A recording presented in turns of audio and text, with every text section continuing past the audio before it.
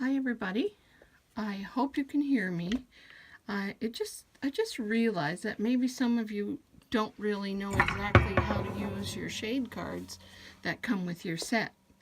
Since I posted this picture yesterday, there were many comments on these colors here. So basically, they're all on your cards.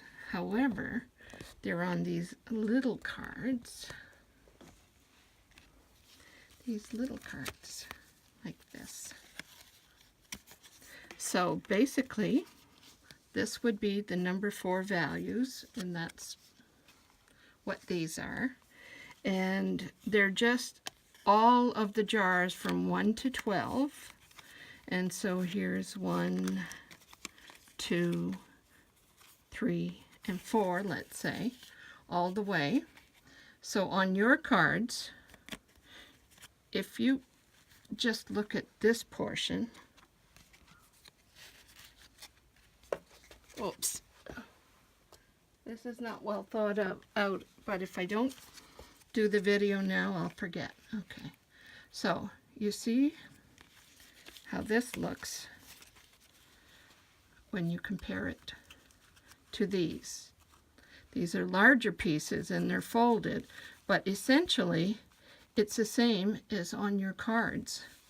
You could go the next direction down like this. And if you're working in what they call analogous, which is, I'll use my color wheel. Analogous colors are 3 to 5 colors which are beside each other on the color wheel clock. So basically, this is analogous right here, what I just showed you. Or any of these 3 to 5 that are next to one another is analogous color scheme, they call it. So you could really use all of these in a background, let's say, without even worrying. Let me see here. Sorry, I should have had maybe you'd like to see how I organize. I'm not the most organized person, but I do keep my some swatches. When I dye something different, I try to keep them on cards.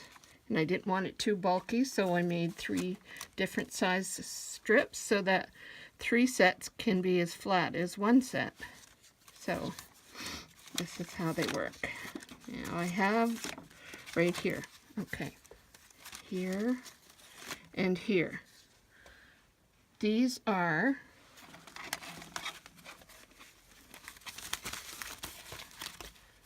okay, I don't know if you can see this. It's not the best setup because the camera stand is between my legs. Okay, so these are number 1 to 12, the same as these, except these have a 1/4 teaspoon of black. So that is these. All of these, all 12. I didn't bring all 12 out because I can't hold them. So basically, this is what you see here. You see? So it would really help you to dye all of these 12 and maybe put them on a card, or as you dye them, keep a little swatch, staple it to your card. It's a great way to keep your colors organized. And then when you do make another color, you just put it on your card and then you have it. And if you use my system, you always know what the recipe is. It's always 1 gram of the dye per 1 cup of boiling water. So anytime I get a new dye, I do that, and then I dye my 8 swatches. So then I know. I'll always know. And some of these are just, this is a Pro-Chem chocolate brown. I wasn't sure what it looked like, so I did that. This is Island Blue. You can do it with any of your dye companies, if it's Magic Carpet or Jacquard, it's the same. There's more values. This is Magic Carpet Black. Magic Carpet Black.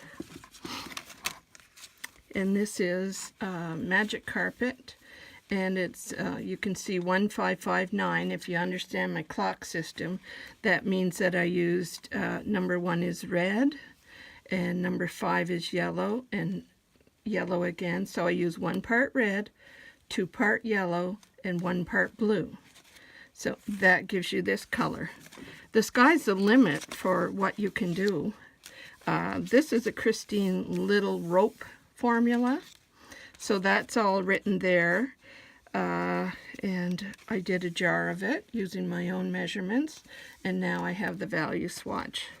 Christine Little from Encompassing Design. This is Prochem Caramel, Mochaccino, all sorts of.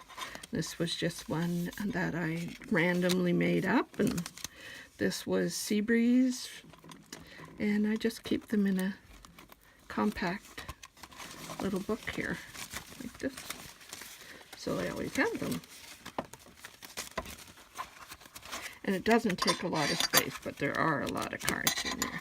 So anyway, this is how you do your cards. So getting back to this photo, if you look here, they're all values of number 4. This one here was basically similar to this.